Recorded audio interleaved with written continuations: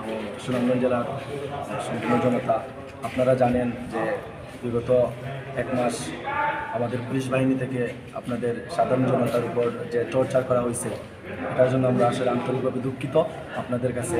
এবং এই ঘটনায় আমাদের যারা সারা বাংলাদেশের যত পুলিশ সদস্য ভাইয়েরা নিহত হয়েছে তাদের আত্মার মাগফিরাত কামনা করছি।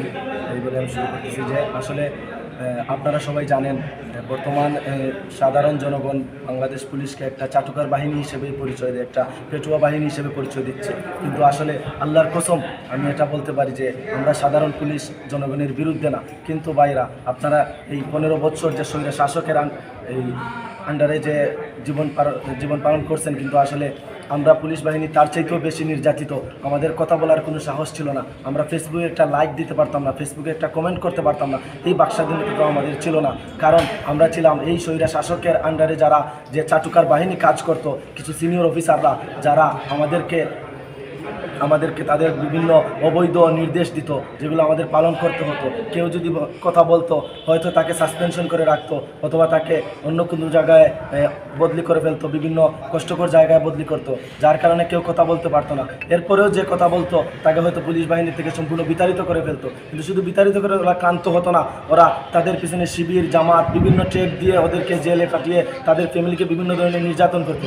এইসবের কারণে আমরা সাধারণ পুলিশ বাহিনী এতদিন জনতার পক্ষে হয়ে কথা বলতে পারি নাই। কিন্তু এই 15 বছর পর ছাত্র সমাজ যেভাবে এই স্বৈরাচারকে এই দেশ থেকে বিতাড়িত করছে, এই জন্য আমরা আন্তরিকভাবে তাদের কাছে অভিনন্দন, এবং এই কারণে আমরা আজকে কথা বলতে পারতেছি। তাদের কাছে আমরা আসলে কি বলে আমি তাদের ধন্যবাদ জানাবো জানি না, কিন্তু আমরা এখন কথা বলতে পারতেছি, কথা বলার সাহস পাচ্ছি। এজন্য আমরা আজকে আমাদের এই পুলিশ বাহিনীকে সংস্কার করতে চাচ্ছি। এই পুলিশ বাহিনী যাতে করে আর কোনো সরকারের হয়ে দলীয়ভাবে কোনো কাজ না করে। আমরা আমাদের প্রধান দাবি এটা ভাইয়েরা, আমাদের এই কর্মবিরতি জনগণের বিরুদ্ধে না, জনগণের বাইরে না, আমাদের এই কর্মবিরতি হলো আমাদের জনগণের পক্ষেই, যাতে করে আমরা আপনাদেরকে একটা সুন্দর এবং সুশৃঙ্খল পুলিশ বাহিনী উপহার দিতে পারি। এজন্য আমাদের এই কর্মবিরতি। আমরা কর্মবিরতি করেছি আপনাদের জন্য, আপনাদের জীবনের নিরাপত্তা দেওয়ার জন্য, যাতে করে পরবর্তীতে আমরা কোনো দলীয় সরকারের হয়ে এজেন্ডা হয়ে বাস্তবায়ন করতে না পারে আমাদের নিয়ে। এজন্য আমরা কর্মবিরতি করছি।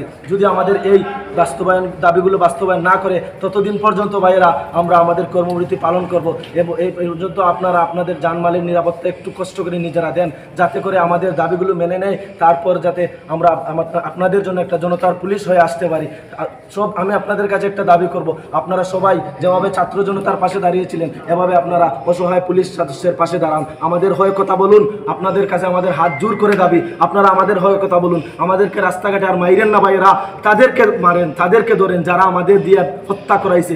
আমরা কি ভাই আমাদের যদি আপনারা মেলে ফেলেন, আমরা কি আমাদের যারা আমাদের দিয়ে অবৈধ কাজ করেছে তাদের বিচার আমরা দেখতে পারবো না? তাই আপনাদের কাছে হাত জোর করে অনুরোধ করছি, আপনারা আগে তাদের বিচার করেন, তারপর আমাদের ফাঁসি দিয়ে আমরা হাসি মুখে ফাঁসি নিয়ে নেবো ভাই। কিন্তু আগে যারা আমাদের দিয়ে হত্যা করেছে তাদের আগে আপনারা বিচার করেন। এই বিচারটা আমাদের দেখার সুযোগ করে দেন, আমাদের পরিবারকে দেখার সুযোগ করে দেন। আজকে আমাদের পরিবার অসহায়, আমাদের পরিবার কারো কাছে মুখ দেখাতে পারতেছে না, আমরা পুলিশ বাহিনী। কিন্তু ভাইরা আমরা তো এই পুলিশ বাহিনীতে আসি নাই। কে আসলো ভাই? আপনি কি আসছেন এই ধরনের পুলিশ সদস্য, এই ধরনের বাহিনীতে?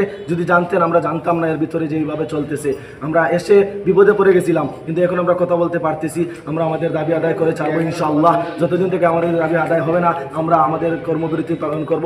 এ পর্যন্ত আপনারা আপনাদের জানমালের নিরাপত্তা কষ্ট করে নিজ থেকে একটু দেন। যদি আমাদের দাবিগুলো আদায় হয়, আমাদের হয়ে কথা বলেন, দাবি আদায়ের জন্য কথা বলেন, আমাদের দাবিগুলো আদায় করার চেষ্টা করেন, তাহলে অবশ্যই আমরা আবার জনতার পুলিশ হয়ে আসবো। তখন আর কোনো পুলিশ বাহিনী আপনাদের উপর গুলি ছুড়বে না ভাইরা। তখন আপনাদের অন্য কোনো বাহিনী যদি গুলি ছুড়ে আমরা গিয়ে বুক পেতে দেবো, যাতে করে আপনাদের উপর কেউ গুলি করে না। এজন্য আপনাদের কাছে হাত জোর করে আমার অভিনতি এবং অনুরোধ, আপনারা আমাদের হয়ে কথা বলুন, আমাদের জন্য দোয়া করবেন, আমাদের দাবি যেন বাস্তবায়ন হয় এই জন্য দোয়া করবেন।